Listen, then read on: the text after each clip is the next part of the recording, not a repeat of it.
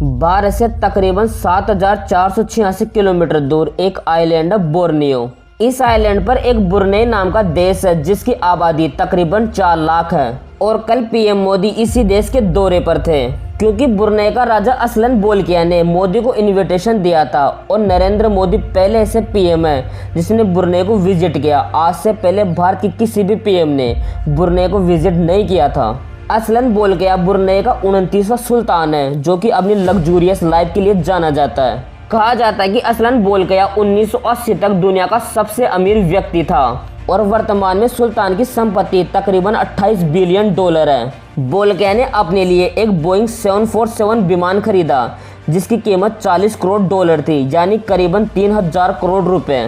लेकिन दिलचस्प बात यह कि उसने इस विमान में 989,000 करोड़ रुपए खर्च कर दिए, जिसमें सोने का वॉश बेसिन और आलिशान गोल्डन प्लेटेड विंडोज शामिल है। और साथ में इस विमान के फ्लोर पर एक सोने के तारों वाली हेडमेट कालीन भी बिछाई गई है। सुल्तान की अमीरी का अंदाजा आप इस बात से लगा सकते हो कि उसने राजा बनते ही 50 अरब रुपए का महल बनवाया था। लेकिन दोस्तों ये ईस्ट एशिया का छोटा सा देश इतना अमीर बना कैसे? दरअसल दोस्तों 1929 में ब्रुनेई के सेरिया इलाके में नेचुरल ऑयल की खोज हुई जिसको ब्रिटिश मलाइन पेट्रोलियम कंपनी ने खोजा था, जिसे सेरियन फर्स्ट नाम दिया गया। वर्तमान में इस कुएं को रॉयल डच सेल के नाम से जाना जाता है। और फिर इसके बाद धीरे धीरे ब्रुनेई को एक महत्वपूर्ण तेल उत्पादक देशों के तौर पर पहचान मिल गई। आज तेल और नेचुरल गैस ब्रुनेई की रीढ़ की हड्डी है।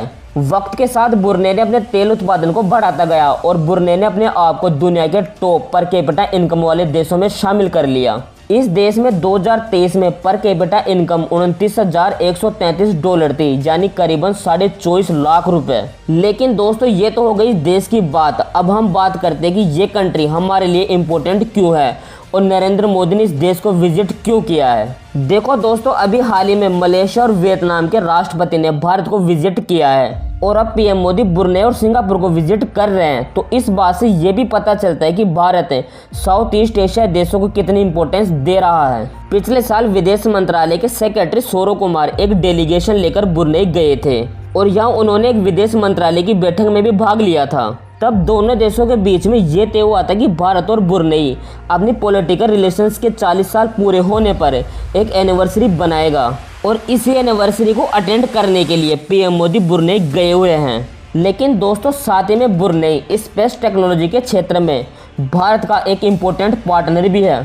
देखो दोस्तों, जब भारत सैटेलाइट लॉन्च करता है तो उनकी ट्रैकिंग के लिए भारत ने अलग अलग जगहों पर कई ग्राउंड स्टेशन बनाए हुए हैं। और इसलिए भारत ने 2018 में ब्रुनेई के साथ एक एमओयू भी साइन किया था।